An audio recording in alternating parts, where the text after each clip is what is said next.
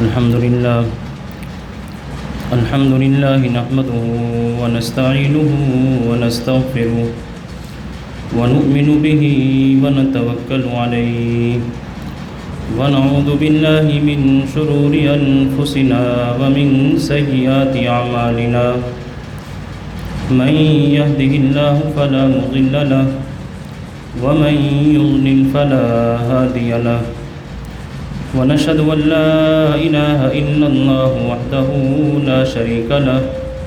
ونشهد أن سيدنا ومولانا محمدا عبده ورسوله أما بعد فأعوذ بالله من الشيطان الرجيم بسم الله الرحمن الرحيم إن الله يحب التوابين ويحب المتطهرين وقال النبي صلى الله عليه وسلم كل بني آدم خطاؤون وخير الخطائين التوابون وقال النبي صلى الله عليه وسلم التائب من الذنب كمن لا ذنب له أو كما قال عليه الصلاة والسلام اللهم صل على محمد وعلى آل محمد كما صليت على إبراهيم وعلى آل إبراهيم إنك حميد مجيد اللهم بارك على محمد وعلى آل محمد كما باركت على إبراهيم وعلى آل إبراهيم إنك حميد مجيد اللہ رب العزت نے قرآن کریم میں اور نبی کریم صلی اللہ علیہ وسلم نے احادیث مبارکہ میں ایسے افراد اور اشخاص کا تذکرہ فرمایا ہے جن سے اللہ رب العزت محبت فرماتے ہیں۔ دنیا میں دو طرح کے لوگ ہیں، بعض وہ ہیں جو اللہ تعالیٰ سے محبت کرتے ہیں، اللہ تعالیٰ کو اپنا محبوب بناتے ہیں، اور بعض وہ ہیں جن سے اللہ تعالیٰ محبت کرتے ہیں، اللہ تعالیٰ ان کو اپنا محبوب بناتے ہیں۔ بندہ اللہ تعالیٰ سے محبت کرے یہ بھی بہت اچھی بات ہے، بہت بڑی بات ہے، لیکن اللہ تعالیٰ بندے سے محبت فرمائے یہ اس سے بھی بڑی بات ہے۔ تو ایک ہے بندے کا اللہ تعالیٰ سے محبت کرنا اور ایک ہے اللہ تعالیٰ کا بندے سے محبت کرنا۔ تو بہت خوش قسمت لوگ ہیں جن سے اللہ رب العزت محبت فرماتے ہیں، جو اللہ رب العزت کے محبوب ہیں۔ اب ہم نے دیکھنا یہ ہے کہ وہ کون سے لوگ ہیں کہ جن سے اللہ رب العزت محبت فرماتے ہیں۔ قرآن کریم میں اللہ رب العزت ارشاد فرماتے ہیں ان اللہ یحب التوابین ویحب المتطہرین، کہ اللہ رب العزت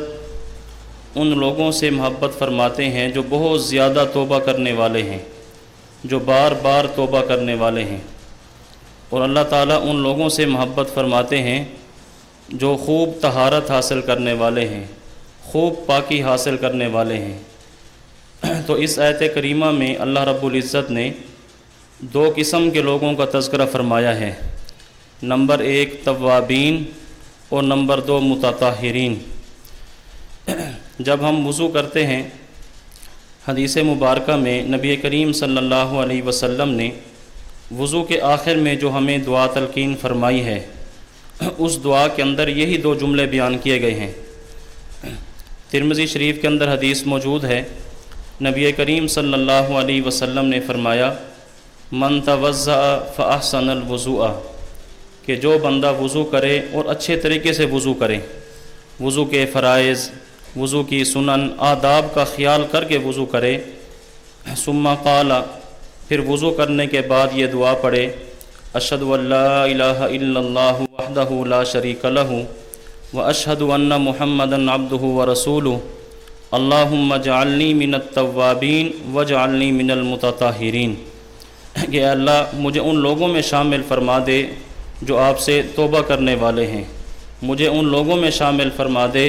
جو خوب پاکی حاصل کرنے والے ہیں۔ آپ نے فرمایا کہ جو بندہ یہ دعا پڑھے وضو کرنے کے بعد فتحت لہو ثمانیۃ ابواب الجنہ، تو اس دعا کی برکت سے جنت کے 8 دروازے اس کے لیے کھول دیے جاتے ہیں۔ وہ فرمایا کہ یدخل من ایہا شاء، وہ جنت کے جس دروازے سے چاہے جنت کے اندر داخل ہو جائے۔ تو یہ اتنی بہترین دعا ہے جو ہمیں وضو کے بعد تلقین کی گئی ہے۔ تو اس لیے جب بھی ہم وضو کریں تو وضو کے بعد یہ دعا کریں، اور اس کے علاوہ بھی بہت زیادہ اس کا اہتمام کریں۔ ہم اللہ تعالیٰ سے اپنے گناہوں کی معافی مانگیں، بار بار توبہ کریں، اللہ رب العزت کے حضور گڑ گڑائیں، عاجزی کے ساتھ اللہ تعالیٰ سے توبہ کریں، اللہ تعالیٰ سے دعا مانگیں۔ تو اس میں جو پہلے قسم کے لوگ ہیں وہ ہیں توابین۔ توابین یہ تواب کی جمع ہے۔ عربی کے اندر 2 لفظ استعمال ہوتے ہیں، ایک ہے تائب توبہ کرنے والا، اور ایک ہے تواب، مبالغے کا صیغہ ہے، بہت زیادہ توبہ کرنے والا، بار بار توبہ کرنے والا۔ اور بار بار توبہ وہی کرتا ہے جس سے گناہ بھی بار بار ہوتے ہیں۔ تو جب بھی انسان سے گناہ ہو جائے، انسان بار بار توبہ کرے، کبھی بھی توبہ کے بغیر نہ رہے۔ اس لیے ہمارے مشائخ فرماتے ہیں کہ انسان سے گناہ کا ہو جانا یہ عیب نہیں ہے، کیوں؟ اس لیے کہ اللہ رب العزت نے انسان کے اندر دونوں مادے رکھے ہیں۔ سورۃ الشمس میں اللہ رب العزت نے 9 قسمیں کھا کر یہ بات ارشاد فرمائی ہے، فَأَلْهَمَهَا فُجُورَهَا وَتَقْوَاهَا، کہ ہم نے انسان میں نیکی کا مادہ بھی رکھا ہے اور انسان میں گناہ کا مادہ بھی رکھا ہے۔ چونکہ انسان میں نیکی کا مادہ ہے اس لیے انسان نیک اعمال کرتا ہے، اور چونکہ گناہ کا مادہ بھی ہے اس لیے انسان سے گناہ بھی ہو جاتے ہیں۔ تو اس لیے گناہ کا ہو جانا یہ کوئی عیب نہیں ہے، ہاں گناہ پر ڈٹ جانا، گناہ سے توبہ نہ کرنا یہ عیب ہے۔ اس لیے جب بھی انسان سے گناہ ہو جائے تو فوراً توبہ کرنے کی کوشش کرنی چاہیے کہ توبہ کے ساتھ رہیں۔ تو اللہ رب العزت فرماتے ہیں کہ مجھے وہ بندے زیادہ محبوب ہیں جو بار بار توبہ کرتے ہیں۔ تو بار بار توبہ وہی لوگ کرتے ہیں جن سے گناہ بھی بار بار ہوتے ہیں۔ اس لیے جب بھی گناہ ہو جائے انسان کو فوراً توبہ کرنی چاہیے۔ اور توبہ کے جو فوائد ہیں ان میں سب سے پہلا فائدہ یہ ہے کہ جب انسان توبہ کرتا ہے تو اللہ رب العزت توبہ کی برکت سے سارے گناہوں کو معاف فرما دیتے ہیں۔ جیسا کہ حدیث پاک میں ہے کہ آپ نے فرمایا التائب من الذنب کمن لا ذنب لہ، کہ گناہ سے توبہ کرنے والا ایسا ہے جیسا کہ اس نے گناہ کیا ہی نہیں ہے۔ تو گناہ توبہ کرنے سے انسان کے سارے گناہ معاف ہو جاتے ہیں۔ اور گناہ اور توبہ کی مثال ایسے ہے جیسے میلا کپڑا اور صابن، جس طرح کپڑا میلا ہو جائے اور صابن لگائی جائے تو صابن لگانے سے کپڑے کی میل دور ہو جاتی ہے، کپڑا پاک اور صاف ہو جاتا ہے۔ اسی طرح گناہ کی مثال یہ میلے کپڑے کی طرح ہے، اور توبہ کی مثال یہ صابن کی طرح ہے۔ تو جب انسان توبہ کرتا ہے تو توبہ کرنے کی وجہ سے انسان کے گناہ اسی طرح پاک صاف ہو جاتے ہیں جس طرح انسان صابن لگا کر کپڑے کو پاک اور صاف کرتا ہے۔ اس لیے انسان سے گناہ ہو جائے تو فوراً توبہ کرنے کی کوشش کرنی چاہیے۔ اور اللہ رب العزت اس سے کتنا زیادہ خوش ہوتے ہیں جب کوئی انسان اللہ تعالیٰ کی بارگاہ میں حاضر ہوتا ہے توبہ کرنے کے لیے، اللہ رب العزت کتنا زیادہ خوش ہوتے ہیں۔ تو نبی کریم صلی اللہ علیہ وسلم نے مثال دے کر یہ بات سمجھائی ہے۔ آپ نے فرمایا کہ اللہ تعالیٰ توبہ کرنے والے بندے سے اتنا زیادہ خوش ہوتے ہیں، اتنا زیادہ خوش ہوتے ہیں، فرمایا کہ جیسا کہ ایک بندہ ہے وہ جنگل کے اندر سفر کر رہا ہے، اپنے اونٹ پر سوار ہے، ساز و سامان اس کے اونٹ پر رکھا ہے، درمیان میں ایک درخت کے نیچے لیٹ جاتا ہے، آرام کرنے کے لیے لیٹتا ہے۔ جب نیند آتی ہے، آنکھ جب کھلتی ہے، جب نیند سے بیدار ہوتا ہے تو دیکھا کہ سامنے اونٹ نہیں ہے، سواری نہیں ہے۔ اب یہ بندہ بہت زیادہ پریشان ہو جاتا ہے، سامان بھی اس کے اوپر ہے، بھوک پیاس بھی لگی ہے، کوئی پاس بتانے والا بھی نہیں ہے۔ اب یہ بندہ زندگی اور موت کی کشمکش میں ہے کہ نہ جانے میرا کیا بنے گا۔ اسی پریشانی کے عالم میں اسے اونگ آ جاتی ہے، نیند آ جاتی ہے۔ پھر جیسے اس کی آنکھ کھلتی ہے تو دیکھتا ہے کہ سامنے اس کی سواری موجود ہے، سامنے اس کا اونٹ موجود ہے۔ فرمایا کہ وہ کتنا زیادہ خوش ہوتا ہے کہ ابھی میری موت کی کشمکش میں تھا، زندگی اور موت کی کشمکش میں تھا، تو گویا مجھے دوبارہ زندگی مل گئی ہے۔ تو جب اس سواری کو دیکھ کر بہت زیادہ خوش ہوتا ہے، فرمایا کہ وہ اپنی زبان سے یہ لفظ نکالتا ہے کہ اے اللہ تو میرا بندہ میں تیرا رب۔ اب کہنا تو یہ چاہیے تھا کہ اے اللہ میں تیرا بندہ تو میرا رب، لیکن وہ اتنا زیادہ خوش ہے، خوشی کی اس کو اتنی خوشی کے اندر وہ اتنا مست ہے، اتنی انتہا درجے کی خوشی ہے کہ اس کو یہ نہیں پتہ کہ میں اپنی زبان سے کیا جملہ ادا کر رہا ہوں۔ وہ کہتا ہے کہ اے اللہ تو میرا بندہ اور میں تیرا رب۔ نبی علیہ الصلوۃ والسلام نے فرمایا کہ جب بندہ اللہ تعالیٰ کے حضور توبہ کرتا ہے تو اللہ تعالیٰ اس بندے سے بھی زیادہ خوش ہوتے ہیں جیسا یہ بندہ خوش ہو رہا ہے۔ تو تو اس لیے جب بھی انسان توبہ کرتا ہے تو اللہ رب العزت ایسے بندے سے بہت زیادہ خوش ہوتے ہیں، اللہ رب العزت ایسے بندے سے محبت فرماتے ہیں۔ اور ایک روایت میں ہے جیسے کہ فرمایا کہ ایک عورت ہے 20 سال اس کی اولاد نہیں ہے اور اللہ تعالیٰ اس کو اولاد عطا فرما دیں، اب یہ عورت کتنی زیادہ خوش ہوگی، میں کہ اس عورت سے بھی زیادہ اللہ تعالیٰ خوش ہوتے ہیں جب بندہ اللہ تعالیٰ کے سامنے آ کر توبہ کرتا ہے۔ اس لیے انسان کو چاہیے کہ جب بھی گناہ ہو جائے تو فوراً توبہ کی کوشش کرنی چاہیے۔ اور توبہ کے فوائد میں ایک بہت بڑا فائدہ، توبہ کے فائدوں میں ایک بہت بڑا فائدہ یہ ہے کہ قیامت کے دن انسان کے خلاف 4 گواہ پیش ہوں گے جو انسان کے خلاف گواہی دیں گے۔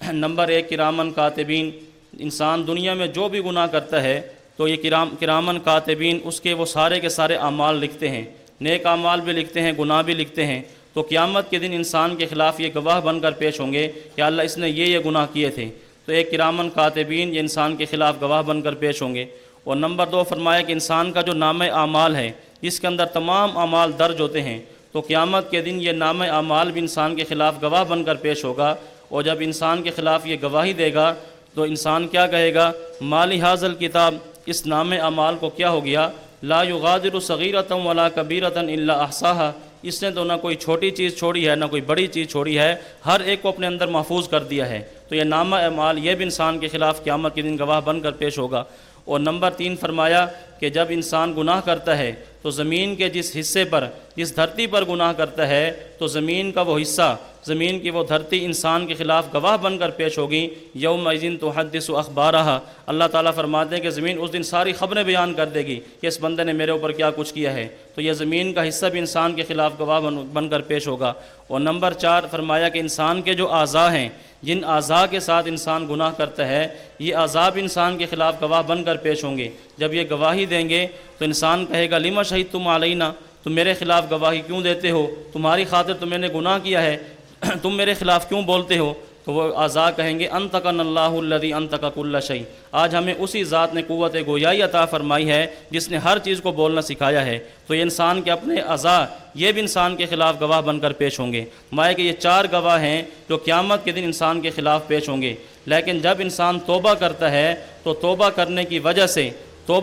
وجہ سے اللہ رب العزت ان 4 گواہوں کو اپنے انسان کے گناہوں کو بھلا دیتے ہیں۔ جب انسان توبہ کرتا ہے کرامن کاتبین کو گناہ بھول جاتے ہیں، نامہ اعمال سے اللہ تعالیٰ گناہوں کو صاف کر دیتے ہیں۔ اسی طرح انسان کے جو اعضاء ہیں ان کو اللہ تعالیٰ گناہ بھلا دیتے ہیں، اور زمین کے جس حصے پر انسان گناہ کرتا ہے اللہ تعالیٰ اس حصے کو بھی انسان کے گناہ بھلا دیتے ہیں۔ تو دیکھیں توبہ کا کتنا بڑا فائدہ ہے۔ تو انسان کو چاہیے کہ جب بھی انسان سے گناہ ہو تو کبھی بھی بغیر توبہ کے نہ رہے، جیسے گناہ ہو اللہ تعالیٰ کے حضور معافی مانگے، اللہ تعالیٰ سے توبہ کرے، اللہ تعالیٰ بار بار توبہ کرنے والوں سے محبت فرماتے ہیں۔ اور انسان کو کبھی بھی اللہ تعالیٰ کی ذات سے مایوس نہیں ہونا چاہیے۔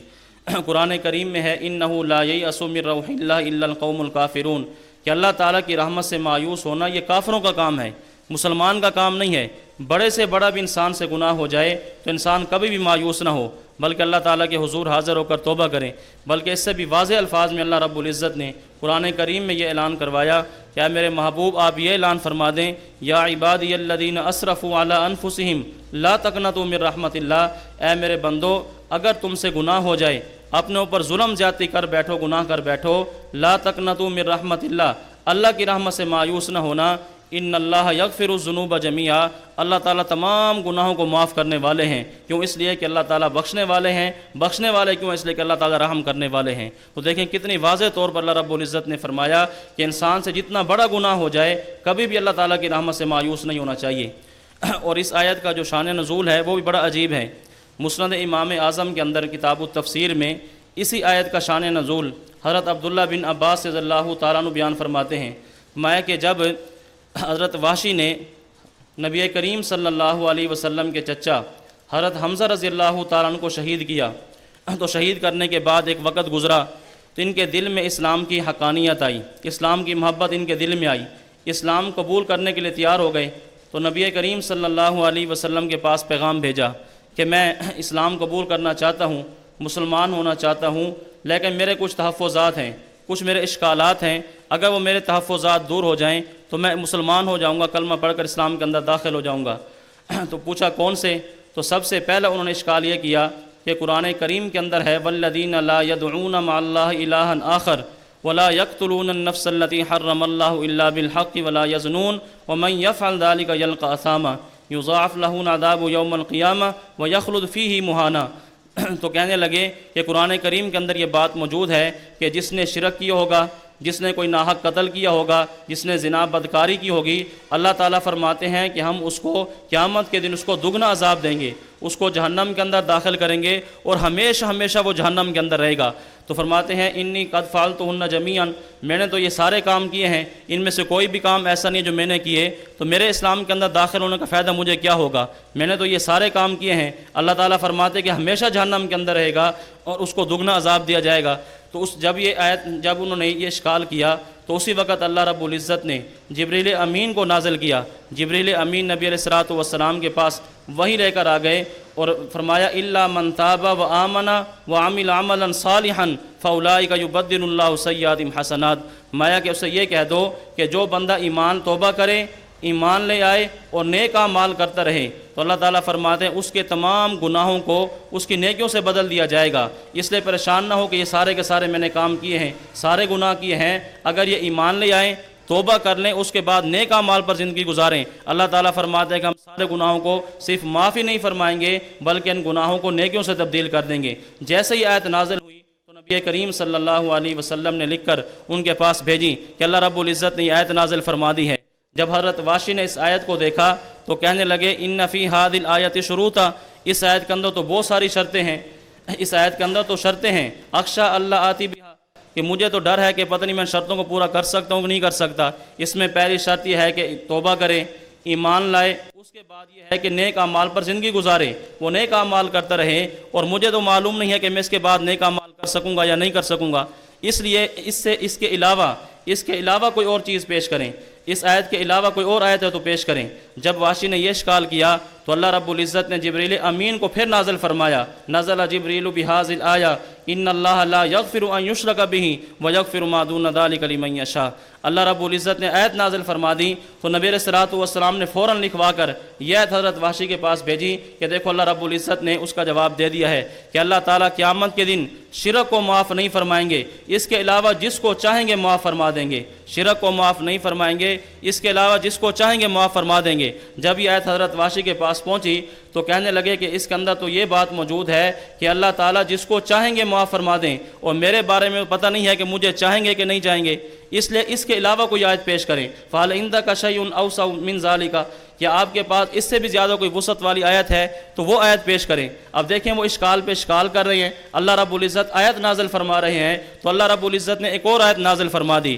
ایک اور آیت نازل فرمائی، اور اللہ رب العزت نے جبریل امین کو یہ آیت دے کر بھیجی کہ یا عبادی الذین اسرفوا علی انفسہم لا تقنطوا من رحمت اللہ ان اللہ یغفر الذنوب جميعا انہ هو الغفور الرحیم۔ جب یہ آیت نازل ہوئی تو نبی کریم صلی اللہ علیہ وسلم بہت زیادہ خوش ہوئے، نبی علیہ الصلوۃ والسلام نے فوراً یہ آیت لکھوائی اور حضرت واشی کے پاس بھیج دی۔ جب ان کے پاس یہ آیت گئی، جب اس آیت کو پڑھا تو کہنے لگے اما ھذی الآیہ، ہاں یہ آیت ہے، فنعم یہ آیت بہت اچھی ہے، اس کے اندر کوئی شرط نہیں ہے، اس کے اندر کوئی بھی شرط نہیں ہے۔ اللہ تعالیٰ فرما رہے ہیں کہ جو بندہ جتنے بڑا بھی گناہ کر لے میری رحمت سے مایوس نہ ہو کیونکہ میں سارے گناہوں کو معاف کر دوں گا۔ بس یہ آیت جیسے ان کے پاس گئی فوراً آئے اور اسلام پڑھ کر مسلمان فوراً کلمہ پڑھا اور کلمہ پڑھ کے اسلام کے اندر داخل ہو گئے۔ اب دیکھیں اللہ رب العزت نے اس آیت کریمہ میں کتنی انسان کو دیکھیں ایک امید دلائی ہے کہ بڑے سے بڑا بھی گناہ ہو جائے، بڑے سے بڑا بھی انسان سے جرم ہو جائے تو کبھی بھی انسان کو بغیر توبہ کا نہیں رہنا چاہیے، اللہ رب العزت کی بارگاہ میں حاضر ہو کر توبہ کرنی چاہیے،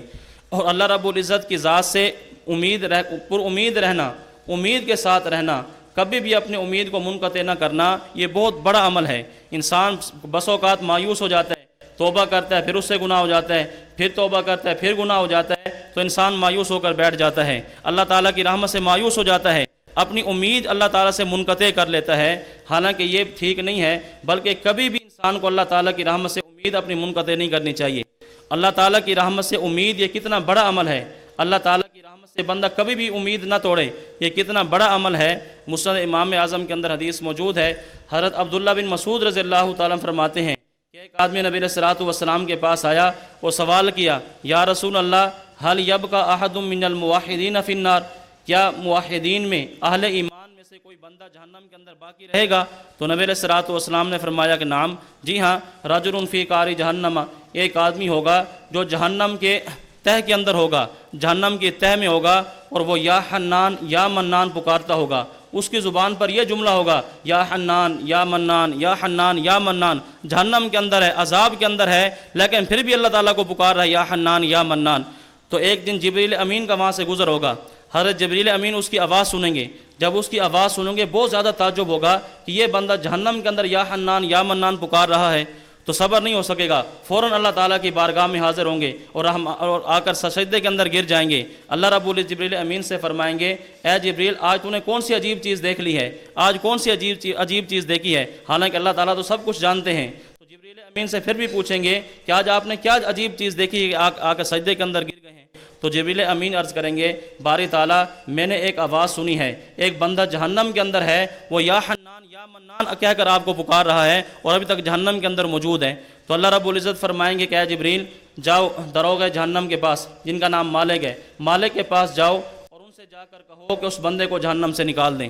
اس بندے کو جہنم سے نکال دیں۔ جبریل امین وہاں حاضر ہوں گے، جہنم کے دروازے پر دستک دیں گے، مالک جہنم باہر آئے گا، پوچھے گا، تو جبریل امین عرض کریں گے، فرمائیں گے کہ اللہ تعالیٰ فرما رہے ہیں کہ فلاں بندہ جو جہنم کے اندر یا حنان یا منان پکار رہا ہے، اس کو جہنم سے باہر نکال دیں، اس کو باہر نکال دیں، اللہ تعالیٰ اس کو بلا رہے ہیں۔ تو وہ مالک جہنم کے اندر جائے گا، اور حدیث پاک میں ہے کہ اس کو جا کر تلاش کرے گا، تلاش کرنے کے باوجود بھی اس کو وہ بندہ نہیں ملے گا۔ تو مالک جہنم بڑے حیران ہو کر، بڑے پریشان ہو کر باہر آئیں گے اور جبریل امین سے کہیں گے کہ جہنم نے سانس لی ہے، جہنم نے سانس لیا ہے، وہ سانس لینے کی وجہ سے ہر چیز سیاہ ہو گئی ہے، کسی چیز کی پہچان نہیں ہو رہی، نہ پتھر کی پہچان ہوتی ہے، نہ انسان کی پہچان ہوتی ہے، نہ لوہے کی پہچان ہوتی ہے، ہر چیز سیاہ ہو گئی ہے، کسی بھی چیز کی پہچان نہیں ہو رہی۔ تو جبریل امین فوراً جائیں گے، اللہ تعالیٰ کی بارگاہ میں حاضر ہوں گے، پھر جا کر سجدے کے اندر گر جائیں گے۔ اللہ رب العزت فرمائیں گے، اے جبریل، اپنا سر اٹھائیے، کیا ہوا، بندے کو لے کر نہیں آئے؟ تو جبریل امین عرض کریں گے، باری تعالیٰ،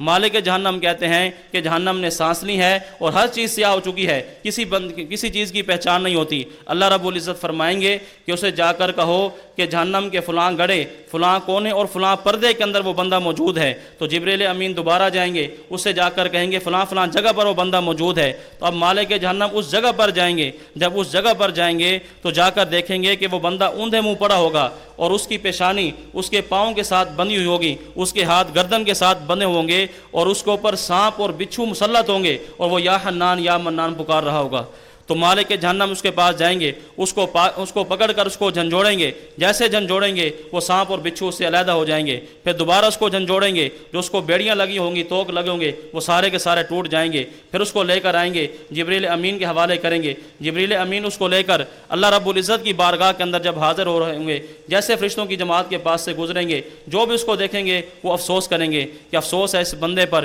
اتنا عرصہ یہ جہنم کے اندر باقی رہا، ہزاروں سال یہ بندہ جہنم کے اندر باقی رہا۔ تو خیر جبریل امین اس کو اللہ تعالیٰ کی بارگاہ میں لے کر حاضر ہوں گے، پھر سجدے کے اندر گر جائیں گے۔ تو اللہ رب العزت فرمائیں گے، اے جبریل سر اٹھائیے۔ پھر اس بندے سے پوچھیں گے، اللہ تعالیٰ فرمائیں گے، اے میرے بندے، تو بتا، کیا میں نے تجھے اچھی صورت پہ پیدا نہیں کیا؟ تجھے کتنا خوبصورت میں نے بنایا ہے، اور کیا تیرے پاس میرے نبی نہیں آیا تھا؟ کیا میرے نبی کی تعلیمات تیرے پاس نہیں آئی تھی؟ کیا اس نے تجھے اچھی باتوں کو حکم نہیں دیا تھا؟ کیا بری باتوں سے منع نہیں کیا تھا؟ وہ ان ساری باتوں کا اقرار کرے گا، وہ کہے گا باری تعالیٰ بالکل ایسے ہوا ہے۔ تو اللہ تعالیٰ پوچھیں گے، پھر تو نے گناہ کیوں کیا ہے؟ پھر تو نے یہ گناہ کیوں کیا، یہ گناہ کیوں کیا، یہ گناہ کیوں کیا ہے؟ اللہ تعالیٰ پوچھیں گے، جب تجھے سب کچھ معلوم ہے پھر تو نے گناہ کیوں کیے ہیں؟ وہ عرض کرے گا، باری تعالیٰ گناہ کیے ہیں تو اس لیے میں جہنم کے اندر پڑا رہا ہوں، اتنے ہزار سال میں جہنم کے اندر، مجھے سزا اس کی ملی ہے کہ میں نے یہ سارے کے سارے گناہ کیے ہیں، لیکن یا اللہ ایک بات ہے کہ میں نے کبھی بھی اپنی امید آپ سے منقطع نہیں کی، میں نے کبھی بھی اپنی امید آپ سے ختم نہیں کی، میری امید پھر بھی آپ کے ساتھ لگی رہی۔ میں جہنم کے اندر پہنچ گیا، ہزاروں سال جہنم کے اندر میں نے گزار دیے، لیکن پھر بھی میری امید آپ سے ختم نہیں ہوئی، مجھے یہی تھا کہ بخشنا پھر بھی آپ نے ہے، اس لیے میں آپ کو یا حنان یا منان کہہ کے پکارتا رہا۔ اللہ رب العزت فرشتوں سے فرمائیں گے، اے فرشتوں گواہ ہو جاؤ، میں نے اس بندے کو اوپر رحم کر دیا ہے، اس کے بعد اس بندے کو جنت میں داخل کر دیا جائے گا۔ اب دیکھیں، یہ بندہ جہنم کے اندر پہنچا، جہنم کے اندر جانے کے باوجود بھی اس کی امید اللہ تعالیٰ کی ذات سے منقطع نہیں ہوئی، اللہ تعالیٰ کی ذات سے امید وابستہ رکھی ہے۔ ایک وقت آئے اللہ رب العزت اس کو جہنم سے نکال لیں گے۔ اور محدثین فرماتے ہیں کہ جب یہی حدیث حضرت امام حسن بصری یہ وہ شخص ہے، محدثین فرماتے ہیں کہ یہ وہ شخص ہے جو سب سے آخر جہنم سے نکالا جائے گا، یہ سب سے آخری جنتی ہوگا جس کو جنت کے اندر داخل کیا جائے گا، اور جس کا نام حناد ہوگا۔ یہ حناد نامی سب سے آخر میں دوزخ سے نکالا جائے گا اور سب سے آخر کے اندر جنت میں داخل کیا جائے گا۔ لکھا ہے کہ جب امام حسن بصری رحمۃ اللہ علیہ کے سامنے یہ حدیث آئی، جب حناد کا تذکرہ ہوا تو امام حسن بصری نے ایک ٹھنڈی آہ بھری اور فرمانے لگے کاش کہ میں حناد ہوتا، میں کہ کاش کہ میں حناد ہوتا۔ آپ کے جو متعلقین بیٹھے ہوئے تھے، شاگرد بیٹھے ہوئے تھے، کہنے لگے حضرت یہ آپ کیسی تمنا کر رہے ہیں، وہ تو ہزاروں سال جہنم کے اندر رہ چکا ہوگا اور آپ کہتے ہیں کاش میں حناد ہوتا۔ تو امام حسن بصری رحمۃ اللہ علیہ نے فرمایا کہ دیکھو حناد ایک نہ ایک دن جنت میں تو چلا جائے گا، اس کا جنت میں جانا یقینی ہے۔ نبی علیہ الصلوۃ والسلام نے فرما دیا کہ وہ بندہ جنت میں جائے گا، اور ہمیں اپنا کیا پتہ ہے، نہ جانے ہمارا خاتمہ کفر پر ہوتا ہے، ہمارا خاتمہ کیسے ہوتا ہے۔ انسان کے اعمال کا دار و مدار تو خاتمے پر ہے۔ اس بندے کے بارے میں نبی علیہ السلام نے فرما دیا کہ جنت میں جائے گا، اور ہمیں اپنے خاتمے کا پتہ نہیں ہے کہ ہمارا خاتمہ ایمان پر ہوتا ہے یا خاتمہ کفر پر ہوتا ہے۔ اس لیے فرمایا کاش کہ میں حناد ہوتا۔ تو یہ سب سے آخری جنتی ہوگا جو جنت کے اندر جائے گا، اور کس وجہ سے گیا، کس وجہ سے اللہ تعالیٰ نے اس کو معاف کیا، کہ اس نے ہمیشہ اللہ تعالیٰ کے ساتھ اپنی امید وابستہ رکھی ہے، کبھی اپنی امید کو ختم نہیں کیا۔ اس لیے انسان کو کبھی بھی اللہ تعالیٰ کی ذات سے مایوس نہیں ہونا چاہیے۔ جب بھی انسان سے گناہ ہو جائے، اللہ تعالیٰ کی بارگاہ میں حاضر ہو، اللہ تعالیٰ کے سامنے اپنے گناہوں کا اعتراف کرے، اللہ تعالیٰ کے سامنے اپنے گناہوں کا اعتراف کرے۔ لوگوں سے گناہ ہوتا ہے، ہم سے گناہ ہوتا ہے، کیا کرتے ہیں، دوسروں کو جا کر بتاتے ہیں، دور فخر کے بتاتے ہیں، واہ واہ کے بتاتے ہیں، میں نے یہ کام کیا، میں نے یہ گناہ کیا، یہ گناہ کیا۔ حالانکہ گناہ کسی اور کو نہیں بلکہ اللہ تعالیٰ کے سامنے حاضر ہو کر اللہ تعالیٰ کے سامنے اپنے گناہوں کو پیش کرنا چاہیے، اللہ تعالیٰ کے سامنے اعتراف جرم کرنا چاہیے۔ اللہ تعالیٰ کو اعتراف جرم یہ بہت زیادہ محبوب ہے۔ میں نے ایک واقعہ پڑھا ہے، اللہ بہتر جانتے ہیں کہ وہ صحیح ہے یا صحیح نہیں ہے، معتبر ہے یا غیر معتبر ہے، لیکن ہے سبق آموز۔ اسی بات پر ہے کہ جب انسان اللہ تعالیٰ کے سامنے اپنے گناہوں کا اعتراف کرتے ہیں تو اللہ تعالیٰ کو بندہ کتنا زیادہ محبوب ہوتا ہے۔ لکھا ہے کہ ایک مرتبہ حضرت موسیٰ علیہ الصلوۃ والسلام نے اللہ رب العزت سے دعا کی کہ باری تعالیٰ میں اپنی امت کا سب سے زیادہ گناہ گار بندہ دیکھنا چاہتا ہوں، اپنی امت کا سب سے بدترین بندہ دیکھنا چاہتا ہوں، میں دیکھنا چاہتا ہوں کہ میری امت کا سب سے بدترین بندہ کون ہے۔ تو اللہ رب العزت نے فرمایا کہ اے موسیٰ، صبح کے وقت سب سے پہلے جس آدمی پر تمہاری نگاہ پڑے تو سمجھ جانا کہ یہ آپ کی امت کا سب سے بدترین آدمی ہے۔ اب موسیٰ علیہ الصلوۃ والسلام انتظار میں ہیں، جیسے صبح ہی باہر نکلے تو ایک شخص کے اوپر نظر پڑی، ایک شخص آ رہا ہے اور اپنے بچے کو اپنے کندھوں پر بٹھایا ہوا ہے اور جنگل کی طرف جا رہا ہے۔ تو موسیٰ علیہ الصلوۃ والسلام دیکھ کر سمجھ گئے کہ یہ میری امت کا سب سے بدترین آدمی ہے، میری امت کا سب سے گناہ گار آدمی یہ ہے۔ جب اس کو دیکھ لیا پھر اللہ تعالیٰ سے ہم کلام ہوئے کہ باری تعالیٰ میں چاہتا ہوں کہ میں نے اپنی امت کا سب سے بدترین بندہ دیکھ لیا، اب میں اپنی امت کا سب سے بہترین بندہ بھی دیکھوں، سب سے نیک بندہ بھی دیکھوں، تو مجھے میری امت کا سب سے نیک بندہ بھی دکھا دیجئے۔ تو اللہ رب العزت نے فرمایا کہ شام کو سب سے پہلے جس آدمی پر نگاہ پڑے تو سمجھ جانا کہ آپ کی امت کا سب سے بہترین آدمی ہے، یہ سب سے بہترین اور سب سے نیک آدمی ہے۔ اب موسیٰ علیہ الصلوۃ والسلام انتظار میں ہیں، جیسے شام ہوئی تو شام کو سب سے پہلے نظر پھر اسی آدمی پر پڑی ہے جس پر صبح نظر پڑی، شام کو سب سے پہلے اسی بندے پر نظر پڑی ہے۔ تو موسیٰ علیہ الصلوۃ والسلام دیکھ کر حیران ہو گئے، اللہ تعالیٰ سے ہم کلام ہوئے کہ باری تعالیٰ یہ کیا معاجرہ ہے کہ صبح کو ایک آدمی بدترین ہے اور شام کو وہی آدمی بہترین کیسے بن گیا؟ جب میں نے دعا کی سب سے بدترین بندہ دیکھنا چاہتا ہوں تب بھی آپ نے یہ بندہ مجھے دکھایا، اور جب میں نے دعا کیا کہ سب سے بہترین آدمی دیکھنا چاہتا ہوں تب بھی آپ نے مجھے یہ بندہ دکھایا۔ تو یہ معاملہ کیا ہے کہ صبح کو ایک بندہ بدترین ہے، شام کو وہی بندہ بہترین بن گیا۔ تو اللہ رب العزت نے فرمایا کہ اے موسیٰ، جب یہ صبح جنگل کی طرف گیا، اس کا بچہ اس کے کندھے پر بیٹھا ہوا تھا، تو اس کے بچے نے اس کے اپنے والد سے پوچھا کہ ابا جان یہ جو اتنا بڑا جنگل ہے کیا اس جنگل سے بڑی بھی کوئی چیز ہے؟ تو اس کے والد نے کہا ہاں بیٹا، یہ جنگل سے بڑے دیکھو یہ پہاڑ ہیں، یہ جو دائیں بائیں پہاڑ ہیں یہ اس جنگل سے بھی بڑے ہیں۔ پھر بچے نے سوال کیا ابا جان ان پہاڑوں سے بڑی بھی کوئی چیز ہے؟ تو اس کے والد نے جواب دیا ہاں بیٹا، یہ دیکھو آسمان ان پہاڑوں سے بھی بڑا ہے، اب پہاڑوں سے بھی بہت اونچا آسمان ہے، بہت بڑا ہے۔ پھر اس بچے نے دوبارہ سوال کیا کہ ابا جان کیا آسمان سے بڑی بھی کوئی چیز ہے؟ کہتے ہیں جب اس نے یہ سوال کیا اس کے چہرے پر مایوسی چھا گئی، ناگواری کے آثار آ گئے، وہ کہنے لگا ہاں بیٹا، اس آسمان سے بڑے تیرے والد کے گناہ ہیں، اس آسمان سے بڑے تیرے والد کے گناہ ہیں۔ پھر کہتے ہیں بچے نے پھر سوال کیا، پھر سوال ابا جان کیا آپ کے گناہوں سے بڑی بھی کوئی چیز ہے؟ اب اس کے چہرے پر خوشی کے آثار آ گئے، خوش ہو گیا، کہنے لگا ہاں بیٹا، تیرے والد کے گناہوں سے اللہ تعالیٰ تیرے والد کے گناہوں سے بڑی اللہ تعالیٰ کی رحمت ہے۔ اللہ تعالیٰ کی رحمت تیرے والد کے گناہوں سے بھی بڑی ہے، ساری کی ساری چیزوں سے اللہ تعالیٰ کی رحمت بڑی ہے۔ کہتے ہیں جب اس نے یہ اقرار کیا، جب اس نے اعتراف کیا، اصل تو وہ میرے سامنے اپنے گناہوں کا اعتراف کر رہا تھا، اپنے جرائم کا میرے سامنے وہ اعتراف کر رہا تھا، تو جب اس نے اپنے گناہوں کا اعتراف کیا اور میری رحمت سے امید رکھی تو میں نے اس کے سارے گناہوں کو نیکیوں سے بدل دیا ہے۔ تو سب سے پہلے سب سے زیادہ گناہ اس کے تھے، سب سے بدترین آدمی تھا، جب اس کے گناہوں کو نیکیوں سے بدلا، اب سب سے زیادہ نیکیاں بھی اس کی ہو گئی ہیں تو سب سے بہترین آدمی بھی یہ بن گیا ہے۔ تو دیکھیں اعتراف جرم اللہ رب العزت کو کتنا پسند ہے، اس لیے انسان سے جب بھی گناہ ہو جائے، جب بھی کوئی خطا ہو جائے، جب بھی کوئی جرم ہو جائے تو انسان مایوس نہ ہو، بلکہ اللہ تعالیٰ کے حضور حاضر ہو، اللہ تعالیٰ کی خدمت میں حاضر ہو کر، اللہ تعالیٰ کے حضور حاضر ہو کر اللہ تعالیٰ سے معافی مانگے۔ تو توبہ کے حوالے سے میں نے چند ایک باتیں آپ کی خدمت میں عرض کی ہیں۔ سب سے پہلی بات تو یہ ہے کہ اللہ رب العزت جن لوگوں سے محبت فرماتے ہیں ان میں سب سے پہلے اللہ رب العزت نے اس بندے کا تذکرہ فرمایا ہے جو اللہ تعالیٰ سے بار بار توبہ کرتا ہے، بار بار توبہ کرتا ہے، بہت زیادہ توبہ کرتا ہے۔ اور جب انسان توبہ کرتا ہے تو توبہ کرنے کی وجہ سے انسان کے سارے گناہ معاف ہو جاتے ہیں، اللہ تعالیٰ کا محبوب بن جاتا ہے، اللہ تعالیٰ سے بہت زیادہ خوش ہوتے ہیں، اور قیامت کے دن انسان کے خلاف جو گواہ پیش ہوں گے توبہ کرنے کی وجہ سے اللہ تعالیٰ ان گواہوں کو انسان کے گناہ بھلا دیتے ہیں۔ اور آخر میں یہ بات عرض کی ہے کہ انسان سے جتنا بڑا بھی جرم ہو جائے، جتنا بڑا بھی گناہ ہو جائے، اللہ تعالیٰ کی رحمت سے مایوس نہیں ہونا چاہیے، بلکہ ہمیشہ اللہ تعالیٰ کی رحمت سے امید رکھنی چاہیے، کبھی بھی اپنی امید اللہ تعالیٰ کی رحمت سے اللہ تعالیٰ سے منقطع نہیں کرنی چاہیے۔ اللہ تعالیٰ سے دعا ہے کہ اللہ تعالیٰ مجھے بھی آپ کو بھی ان تمام باتوں کو سمجھنے کے عمل کرنے کی توفیق عطا فرمائے۔ وآخر دعوانا الحمدللہ رب العالمین۔